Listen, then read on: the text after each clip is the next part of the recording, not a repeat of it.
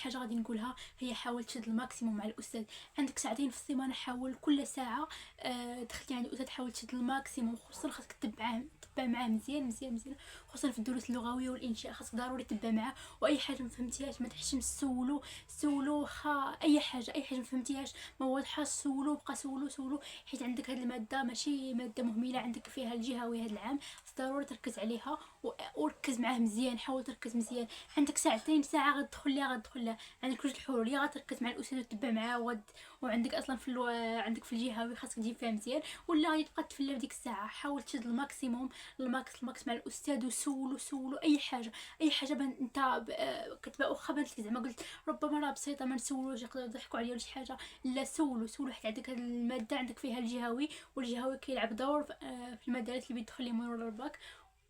وثاني حاجه غادي ندوي عليها اللي هي اي درس درتيه خصوصا في اللغه والانشاء، اي درس درتيه جي للدار، واخا تقول لي انا مثلا سيونس مات ولا ديال بي سي وخاصني نخدم المات وخاصني نخدم نتبازا فيهم عندي في الوطني، سبت وحد جي لخص داك الدرس فهموا. اي درس درتيه عندكم ساعتين ضروري غتكون درتي درس في الانشاء ودرت في اللغه، ولا تقدر تكون درتي شي درس في مكونة النصوص، جي للدار لخص داك الدرس في الدرس اللغوي والانشاء، فهم هذيك البارتيه ديري الدرس في اليوتيوب وفهمها، حيت راه عندك في الجهوي هاد الماده وغتحتاجها ضروري. اي درس شدو فهمتي دير لي ملخص ديالو، شدو ورقه بيضاء ودير لي ملخص ديالو وحضي حيت هاد اللي غادي تعاونك بزاف في شهر 4 فاش غادي تخدم امتحانات جهويه وغادي تبقى تقلب على الملخص وكذا غتلقى كلشي عندك، غادي تراجع ضروري اي درس درتيه جي للدار سبت وحد خص الساعه نلخص داك الدرس ونفهمو.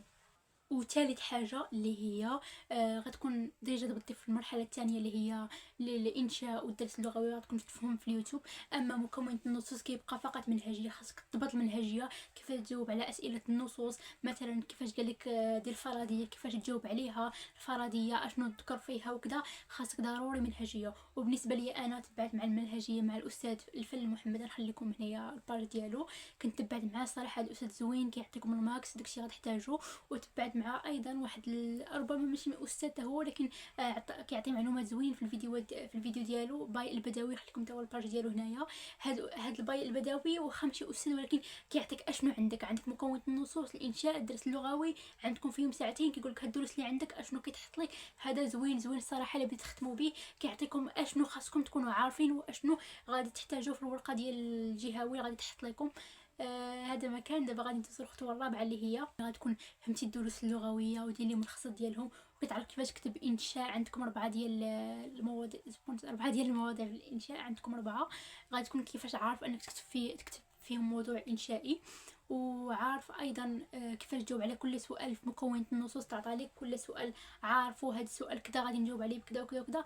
غادي تدوز المرحله اللي مهمه بزاف اللي هي الامتحانات الجهويه، غتبدا تخدم الامتحانات الجهويه ديال جهتك من 2024 لتحت، كل امتحان جهوي خدمتيه شفت الصح ديالو وشد ورقه بيضاء والاخطاء اللي درتيهم شد ورقه وقول خديت في هذا السؤال خاص يتجاوب عليه بهذه الطريقه كذا وكذا وكذا وكذا وكذا. صراحه الامتحان الجهوي عندهم دور كبير باش تجي مزيان، حيت هما كيعطوك واحد كتكون عارف اشنو كدير تحط وملي كتبدا تخدم امتحانات جهويه صراحه عن تجربه كتبدا تلاحظ ان بحال الاسئله نمطيين بحال كيتعاودوا.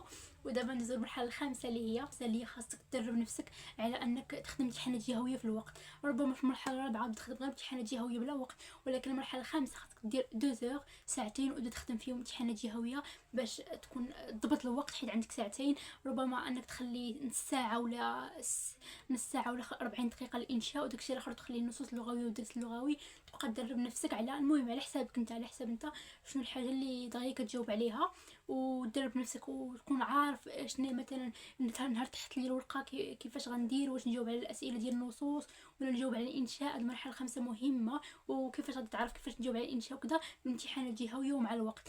تشوف دير ساعتين وشوف انت الحاجه اللي كتسرع فيها اللي بدا فيها هي الاولانيه. وبالنسبه لي بروف اللي كنت تبعت معاهم انا في اللغه العربيه هما سالا ديب عربيه والفن محمد. الفن محمد كنكتب معاه بزاف الانشاء، كيتخدم الانشاء مزيان. اما سالا ديب عربيه فصراحه كاين اللي مع الانشاء الدروس اللغويه كيشرحهم بواحد الطريقه اللي صراحه مزيانه وكيعطيكم امثله وداكشي كيبسطهم. خصوصا ديك الدروس اللغويه بعض الدروس كيجوني صعاب بحال هكذا الاستعاره وداكشي كنت كنتبع معاه صراحه كيشرحهم بواحد الطريقه اللي مزيانه. دابا كنكون وصلنا لاخر الفيديو، كنتمنى انه يكون عجبكم ونكون عطيتكم الماكس وان شاء الله تجيبوا بحال هاد النقطه واكثر. ولا عندكم اي اقتراح ديال اي فيديو ولا اي انتقاد لحاجه خلوها لي في الكومنت. سلامه.